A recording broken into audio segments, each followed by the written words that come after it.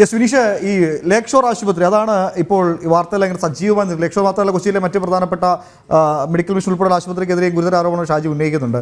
ഈ ലേക്ക് ഷോർ ആശുപത്രി ഈ സംശയ നിഴലിലേക്ക് വരാൻ തുടങ്ങിയിട്ട് ഇതാദ്യമായല്ല. നേരത്തെ ഡോക്ടർ ഗണപതി നടത്തിയ ചില ഒറ്റയാൾ പോരാട്ടങ്ങളിൽ പുറത്തു വന്ന നിർണായകമായ ചില വിവരങ്ങളായിരുന്നു. അത് കേവലം ഈ ഏജന്റ് ത്രൂ നടക്കുന്ന അവയവ കച്ചവടം മാത്രമല്ല, പരിക്കേറ്റ് ആശുപത്രിയിൽ എത്തുന്ന ആളുകൾ അവരുടെ അവയവം ഏതെങ്കിലും അവയവം സ്വീകരിക്കാൻ തയ്യാറായി നിൽക്കുന്ന ആളുകൾക്ക് യോജിക്കുന്നതാണെങ്കിൽ മതിയായ ചികിത്സ നൽകാതെ അവരെ മരണത്തിലേക്ക് തള്ളി വിട്ടുകൊണ്ട് അവയവം കച്ചവടം നടത്തുന്ന തരത്തിലേക്ക്, ചില സിനിമാ കഥകളെയൊക്കെ വെല്ലുന്ന തരത്തിലേക്ക് അത്തരം ഇടപാടുകൾ നടക്കുന്ന കേന്ദ്രമാണ് ലേക്ക് ഷോർ ആശുപത്രി എന്ന് ചൂണ്ടിക്കാട്ടിയത് ഡോക്ടർ ഗണപതിയുടെ ചില നിയമ പോരാട്ടങ്ങളൊക്കെ ആയിരുന്നു.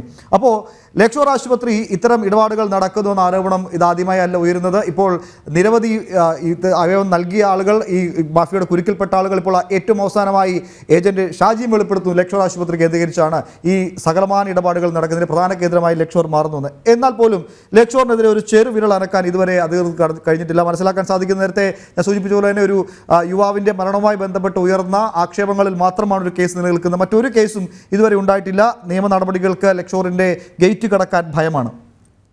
തീർച്ചയായിട്ടും നമുക്ക് അത്തരത്തിൽ തന്നെയാണ് മനസ്സിലാക്കാൻ സാധിക്കുന്നത്. നേരത്തെ ഞാൻ സൂചിപ്പിച്ചു, അത് ഷാജിയുടെ വാക്കുകളിൽ തന്നെ ഉണ്ട്.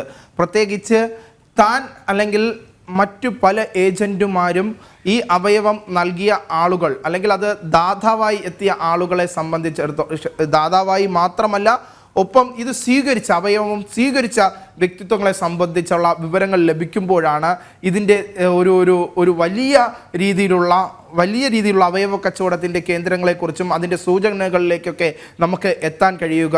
എന്തായിരുന്നാലും ഇത് സംബന്ധിച്ചുള്ള കൂടുതൽ വിവരങ്ങൾ ഷാജിയിൽ നിന്ന് തന്നെ പോലീസ് ഉദ്യോഗസ്ഥർക്കും ഒപ്പം തന്നെ നമ്മുടെ സർക്കാർ സംവിധാനങ്ങൾക്കും എല്ലാവർക്കും കൃത്യമായി അറിയാം എങ്ങനെയാണ് സംസ്ഥാനത്ത് ഇത്തരത്തിലുള്ള അവയവ കച്ചവടം നടക്കുന്നത്.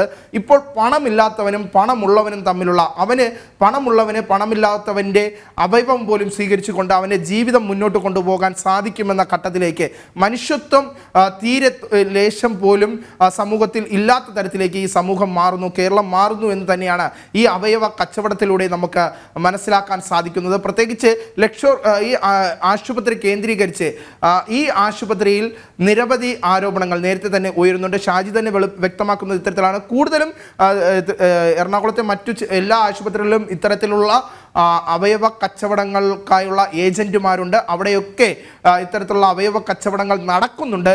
എന്നാൽ പോലും കൂടുതൽ നടക്കുന്നത് ഈ ആശുപത്രി കേന്ദ്രീകരിച്ചാണ് എന്നാണ് ഷാജി വ്യക്തമാക്കുന്നത്. ഇതിന് പിന്നിൽ ആശുപത്രി മാനേജ്മെന്റിന്റെ കൃത്യമായ ഒരു ഇടപെടൽ ഉണ്ട് എന്ന് തന്നെയാണ് നമുക്ക് മനസ്സിലാക്കാൻ സാധിക്കുന്നത്. ഈ അവിടെ ജോലിക്കെത്തുന്ന ജോലിക്കാരെ പോലും ഇവർ ഏജന്റുമാരായി ഉപയോഗിക്കുന്നു.